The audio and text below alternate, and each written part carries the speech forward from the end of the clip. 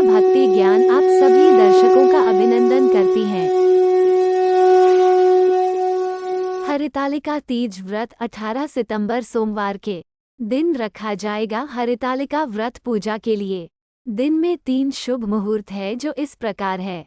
पहला मुहूर्त 6:07 से 8:34 तक है। उसके बाद दूसरा मुहूर्त सुबह 9:11 से 10:43 तक है। तीसरा मुहूर्त पूजा करने की दोपहर में 3:19 से शाम 7:51 तक पूजा करने की रस्म है, जिसमें आप किसी भी मुहूर्त में पूजा कर सकते हैं। हरतालिका तीज व्रत पूजा विधि। इस दिन भगवान शिव के पूरे परिवार के साथ पूजा करना शुभ माना जाता है। भगवान शिव और माता पार्वती की बालू की 2 गोली प्रतिमा बना ले, एक छोटी चौकी पर स्थापना करे। फिर भगवान शिव को अंगोछा और माता पार्वती को नई साड़ी, सुहाग का 16 श्रृंगार का सामान चढ़ाएं। फल, फूल, मेवा, मिष्ठान आदि चढ़ाएं। फिर अच्छे पंडित से पूजा करवाएं और कथा का श्रवण करें। मेरे प्यारे श्रोतागण, माता एवं बहनें, हम आपके लिए पंडित श्री अजय झा जी को कथा का पाठ सुनाने के लिए आमंत्रित किए हैं। आइए हम उनके श्रीमुख से हरितालिका तीज व्रत कथा का श्रवण करते हैं। अगर आप अभी तक मेरे इस चैनल ममता भक्ति ज्ञान को सब्सक्राइब नहीं किया है तो जल्दी से कर ले, क्योंकि आने वाले सभी व्रत कथा, नव दुर्गा पाठ, सभी व्रत त्योहार की जानकारी आपको सबसे पहले मिले। अब हम कथा ध्यान से सुनते हैं। ओम श्री गणेशाय नमः। हरितालिका व्रत कथा। पौराणिक कथा के अनुसार भगवान शिव जी ने माता पार्वती को विस्तार से इस व्रत का महत्व समझाया।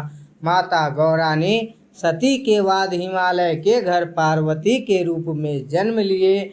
बचपन से ही पार्वती भगवान शिव को वर के रूप में चाहती थी, जिसके लिए पार्वती जी ने कठोर तप किए। उन्होंने कड़कती ठंड में पानी में खड़े रहकर, गर्मी में यज्ञ के सामने बैठकर यज्ञ किए, बारिश में जल में रहकर कठोर तपस्या की। 12 वर्षों तक निराहार पत्तों को खाकर पार्वती जी ने व्रत किए।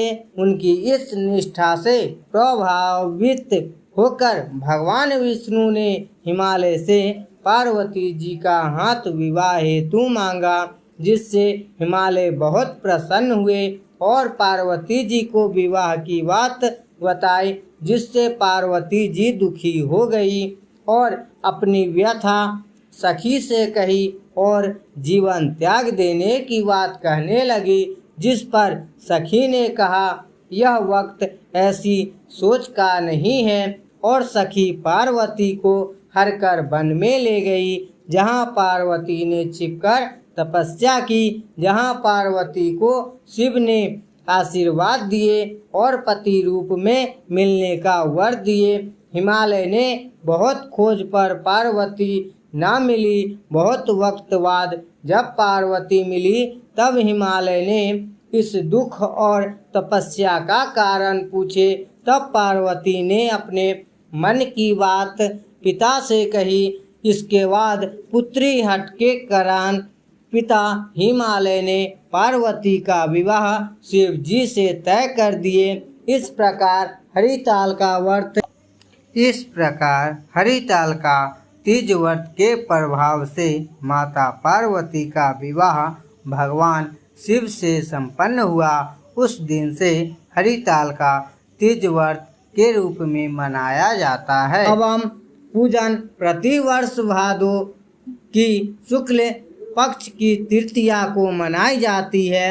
हरितालिका व्रत के दिन जो महिलाएं रात में सोती है, वो अगले जन्म में अजगरी बनती है। जो दूध पीती है वो सर्पनी बनती है। जो व्रत नहीं करती वो विधवा बनती है। जो मांस खाती है वो शेरनी बनती है। जो जल पीती है वो मछली बनती है। जो अन्न खाती है वो सुअरी बनती है।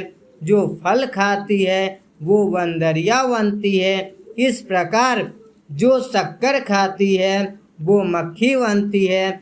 इस दिन देवी पार्वती ने भगवान शिव की तपस्या में 107 जन्म बिताने के बाद उन्हें अपने पति के रूप में स्वीकार किया था। वही हरितालिका तीज व्रत को लेकर मान्यता है कि देवी पार्वती ने भगवान शिव को अपने पति के रूप में पाने के लिए हरितालिका तीज व्रत किया था।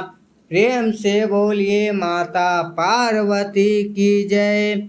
हर हर महादेव, पार्वती पतये नमः।